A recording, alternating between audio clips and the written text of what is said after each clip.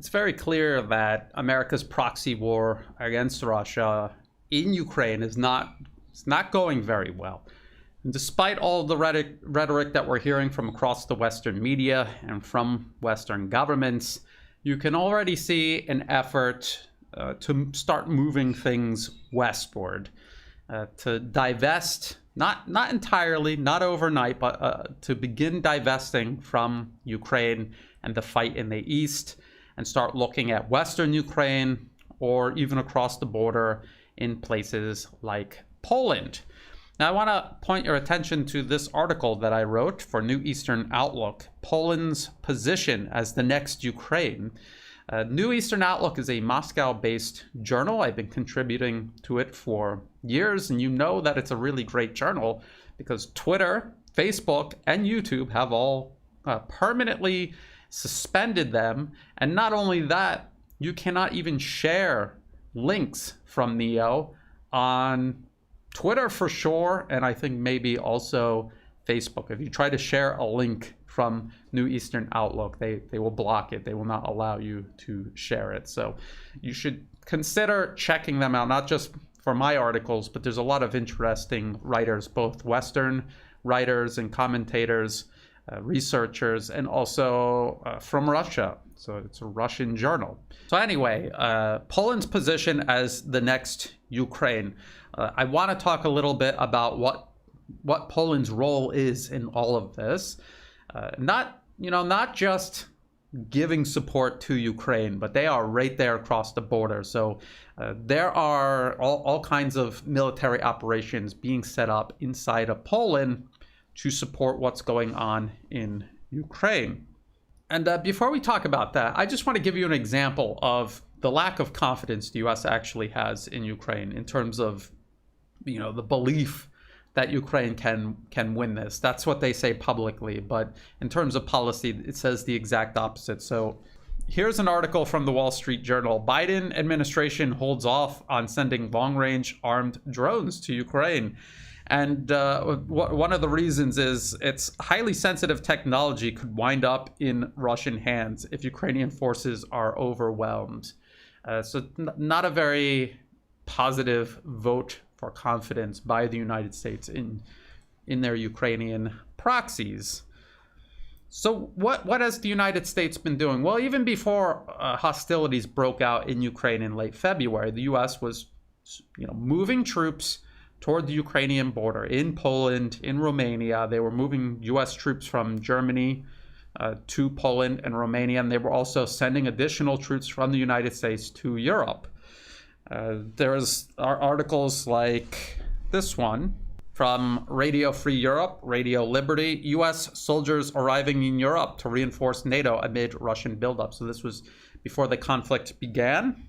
Then you have articles like this one from Reuters, U.S. to boost military presence in Europe as NATO bolsters its eastern flank. And the article says, U.S. President Joe Biden pledged more American troops, warplanes, and warships for Europe on Wednesday as NATO agreed, the biggest strengthening of its deterrence since the Cold War in response to Russia's invasion of Ukraine. And then mentioning Poland specifically, the article says the United States will also create a new permanent army headquarters in Poland, which was immediately welcomed by the Polish president as Warsaw long sought a permanent U.S. military base on its soil. It is a fact that strengthens our safety a lot in the difficult situation which we are in. That was the Polish president. And this was the exact same rhetoric that you heard from Ukrainian leaders from 2014 onward, which eventually precipitated this war with Russia in the first place. So is this really about bolstering safety in Poland or transforming Poland into the next flashpoint, the next battering ram used by the U.S. and its allies against Russia, and at whose expense? At Poland's expense, just like it's at Ukraine's expense right now. So right now, Poland, obviously, it serves as a major logistics hub. They're sending weapons and equipment and all kinds of supplies, and foreign fighters are going to Poland and then crossing the border into Ukraine. There's obviously that. Poland is also very politically active in supporting the US proxy war against Russia in Ukraine, and they are at the leading edge of Western Russophobia. But then there is Poland's military buildup within its own borders of Polish military capabilities. And so there's articles like this. This is AA, this is Turkish media. Poland takes delivery of first batch of US-made M1 Abrams tanks. And the article says on April 5th, the country signed a contract worth nearly $4.75 billion to buy 250 MA-12 SEP battle tanks from the US, following a December 2020 agreement with Washington for 32 F-35 jets. It also revealed that Poland agreed to a contract with the US on the purchase of 116 more used M1 Abrams tanks. The Abrams tanks will operate near Poland's eastern border to deter an aggressor. That was from Polish officials. The article also notes that Poland will be acquiring HIMARS. These are the high mobility artillery rocket systems Russia is finding and destroying all over Ukraine at the moment. They're going to purchase Turkish-built Bayraktar drones, which Russian air defenses have been shooting out of the sky throughout the duration of this conflict, as well as other main battle tanks from South Korea. South Korea makes their own main battle tank, so Poland is going to buy those as well. So they're going to have their Soviet legacy systems, American systems, and Korean systems. And as you can see, they're creating a logistical nightmare. They're going to have all of these different systems dependent on 3 entirely different logistical and maintenance ecosystems. It's done for purely political reasons. It is not done to build up the most efficient military that Poland could get for its money. And also, if you've been paying attention to the news recently, Poland has ordered for their air defense Patriot missile systems from the United States. Now, we'll get into all of these in detail. I'll get into the Patriot missile here real soon. Let's just go through the list, though, and look at all of these weapon systems Poland is getting to deter aggression and definitely not make money for U.S. Defense contractors, to deter aggression. This is what they're claiming. And let's see what's actually going on in Poland and what this means for people actually living in Poland. Not the leaders who are most likely going to absolve themselves from the consequences of these, as you will see, very bad decisions. So let's start with the M1 Abrams, this main battle tank built by the United States. For the longest time, it had the reputation or the perceived idea that it was somehow invulnerable, that it was an invincible tank, the best in the world. You could not blow this tank up except under very special circumstances. And yet now we know that that's not true, because the US has sold M1 Abrams tanks to several nations, including Saudi Arabia, which is in the middle of a protracted, I would say, losing war against Yemen. And there's even an article, and again, these are all Western sources. So this is from the Brookings Institution. This is an organization funded by U.S. arms manufacturers and the U.S. government. And the article is titled, "Is Selling Tanks to Saudi Arabia Such a Good Idea?" And this is from 2016, by the way. The State Department this week notified Congress of an impending sale of 153 M1A2 Abrams main battle tanks and 20 heavy tank recovery vehicles, plus assorted ammunition, weapons, and other kit to the Saudi army. Buried in the fine print of the notification is the statement that 20 of the Abrams tanks are intended to replace tanks destroyed in combat. The only place Saudi tanks are in combat are along the Saudi-Yemeni border in the kingdom's southwest, where the Houthi rebels have been surprisingly effective in striking targets inside Saudi Arabia since the start of the war 16 months ago. It's probably a good bet that more than just 20 Saudi tanks have been damaged. The kingdom has an inventory of 400 Abrams. And what they're pointing out is that the Houthi rebels, they're not, they don't have a sophisticated standing army. They're doing a lot of asymmetrical warfare, and they are destroying these M1 Abrams tanks sent by the United States. Then there's the Turkish Bayraktar TB2 drone. We've seen them in action in Ukraine. Poland is going to buy their own fleet of Bayraktar TB2 drones. So let's take a look at this Al Jazeera article. What do we know about Ukraine's use of Turkish Bayraktar drones? And then you will see what the implications are for Poland. So they're talking about, given Russia's strength of forces, what impact might these drones have in Ukraine? It will very well depend on Russian air defenses. Drones like the TB2 are vulnerable to anti-air defense systems. To be effective, they need to be employed in a savvy way, in coordination with other electronic warfare systems that blind enemy radars, and through appropriate tactics. However, against capable enemies, these technologies and tactics might not be sufficient.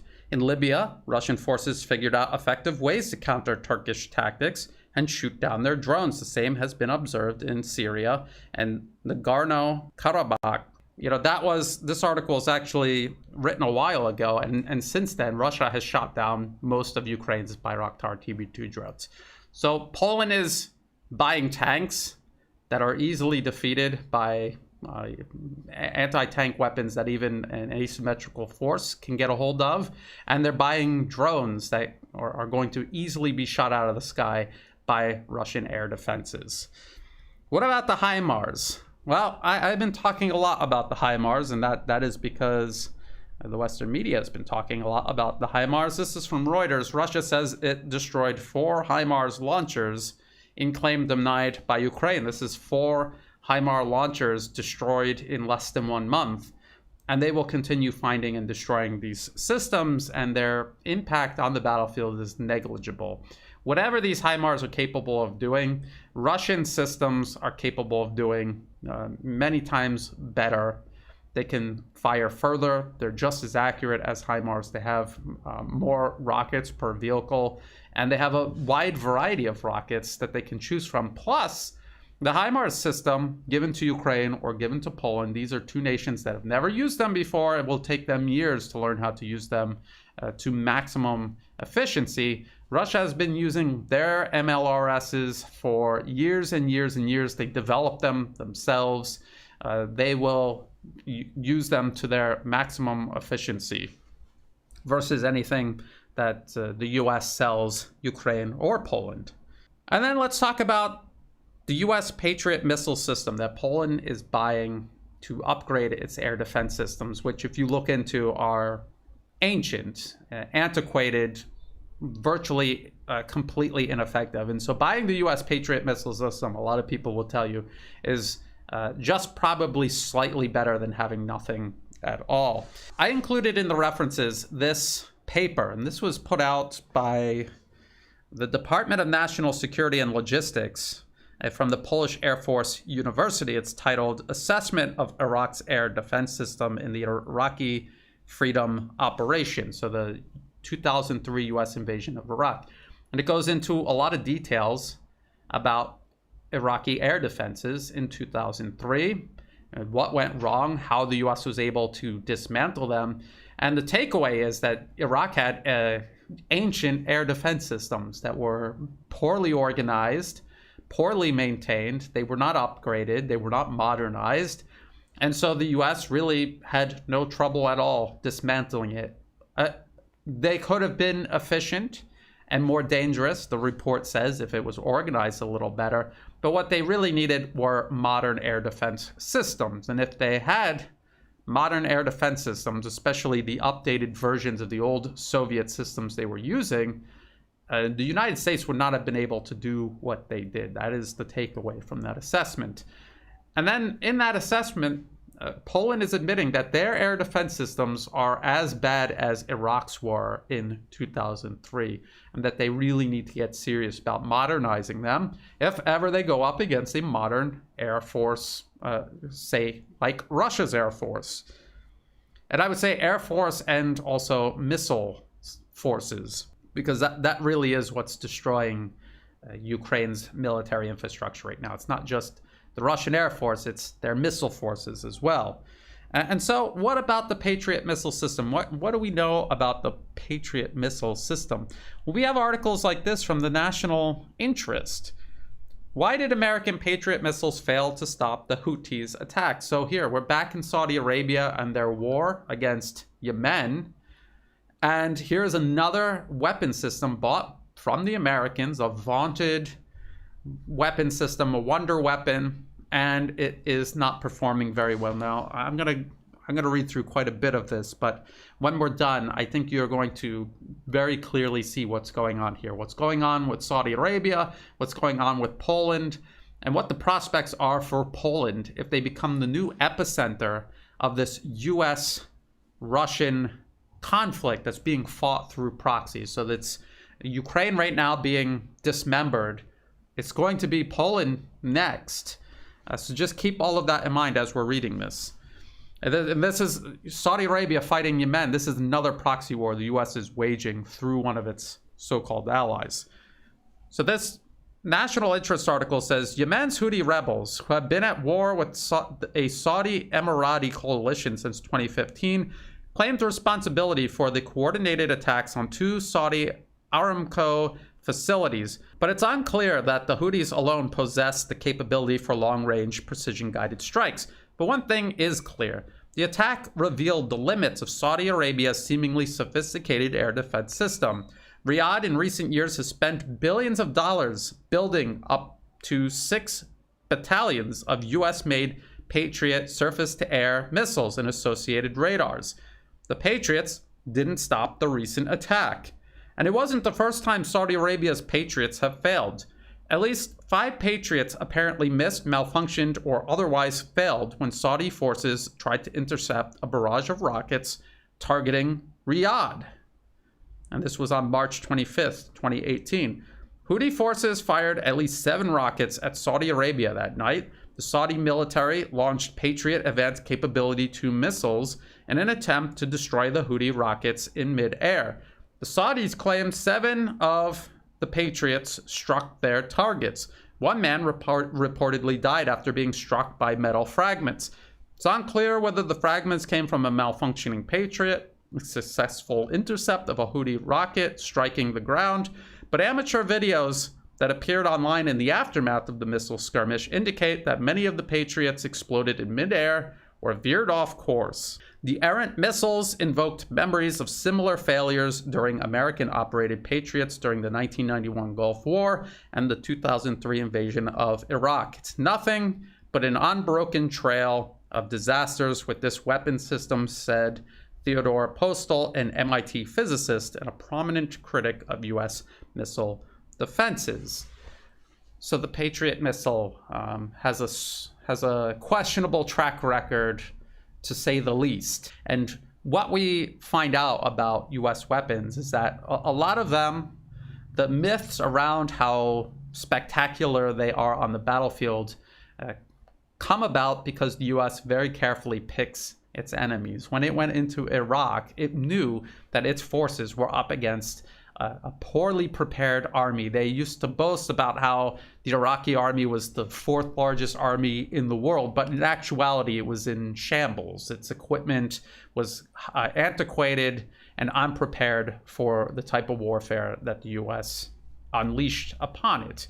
Had the United States gone up against an Iraqi military with even relatively modern systems, a well-organized air defense system, they would have been fighting the same war in Iraq that we see Russia fighting in Ukraine. The irony is that Russian air forces are having the hard time that they are in Ukrainian skies because of Soviet Russian designed and built air defense systems.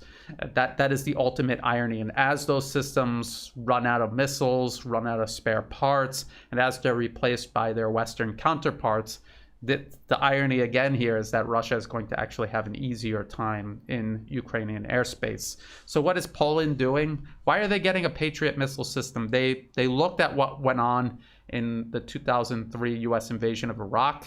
They know that modern Russian systems or more modern Soviet systems that have been upgraded and modernized, they know that they're superior. Why did they buy Patriot missile systems? Because of politics. That's the reason why. And so what's going on in Poland right now in the government is not the government looking after the Polish people. It's them playing politics, and it's them doing what they're told by the US. They're always talking about how Russia threatens the sovereignty of Europe, but all of these European countries are making decisions that do not reflect their own best interests, but represent the best interests of the United States. That means they've already lost their sovereignty. They can't lose their sovereignty to Russia because they've already lost it to the United States. They are going to spend billions and billions of dollars buying M1 Abrams tanks, Turkish Bayraktar TB2 drones, the Patriot missile system, all of these other weapon systems that either don't work or just barely work, and they're not going to protect them against Russia. And we know that after Ukraine, Poland is going to be the center of gravity of America's proxy conflict with Russia. They're going to try to use Poland next as their battering ram against Russia, and Poland will not be prepared for this. They will face the same fate as Ukraine, or a worse fate. Ukraine, at the end of February, had a much more formidable military force than Poland has or will have once all of these Western systems are integrated into their military. And another thing about the current conflict in Ukraine, again, I pointed this article out several times. This is from the Royal United Services Institute, RUSI, and it's titled The Return of Industrial Warfare. And what they argue in this article is that all of these spectacular high-tech weapon systems that the West touts are second to fundamentals like small arms ammunition, artillery shells, the ability to produce large-scale amounts of munitions and equipment. Russia is able to do this. The US and its allies are not. So that is one obvious fundamental, a takeaway from the Russia-Ukraine conflict that Poland's not even looking at. They're going around it, and they're just loading up on these high-tech weapon systems provided by the US and its allies. And there's another fundamental when it comes to national security. It's getting an independent foreign policy that serves Polish interests first and foremost. We already see what's happening to Ukraine. I don't know why Poland is rushing to meet the very same fate, and doing so even less prepared than Ukraine was at the end of February this year. So that's about it. That's what's in my article on Poland becoming the next Ukraine. I sincerely hope that does not happen, that the leadership in Poland is a little bit wiser. They tempted fate. It's not working out for them. I think they should divest from this strategy before it's too late. Maybe for Ukraine, it's already too late. It's not too late for Poland and other nations that are being used by the United States as proxies against Russia. If you thought this video was useful, please like and share. Think about subscribing. It's free to do, and it helps the channel grow. If you're watching this on YouTube, please check the video description below for other places you can find and follow my work. That's in case YouTube decides to delete me off of their platform. You will still be able to find all of my videos on Odyssey, on Rumble, and that's where I will upload new videos from then on. I'm also on Telegram, which is a great alternative to Twitter and Facebook, because I'm suspended from both of those platforms. And on Telegram, I can share with you links from New Eastern Outlook, because it's not censored on Telegram like it is on Facebook and Twitter. Check the video description for all the links that I went over in this video, including my article for New Eastern Outlook. I'll also put it in a pinned comment at the top of the comment section. Please check out New Eastern Outlook. It's a great journal. I'm not just saying that because I contribute. It really is. And you know that it's true because of the effort, the U.S. State Department listing them as a threat, and Twitter, Facebook, and YouTube deleting them completely off their platforms. Also in the video description below are ways you can help support my work. You can do that through Buy Me a Coffee, through Patreon, and also through PayPal. To everyone who has been helping out, whether it's month to month, through one-time donations, or even if you're just helping share my work with others, I could not do this without that support. So thank you. And as always, thank you for watching.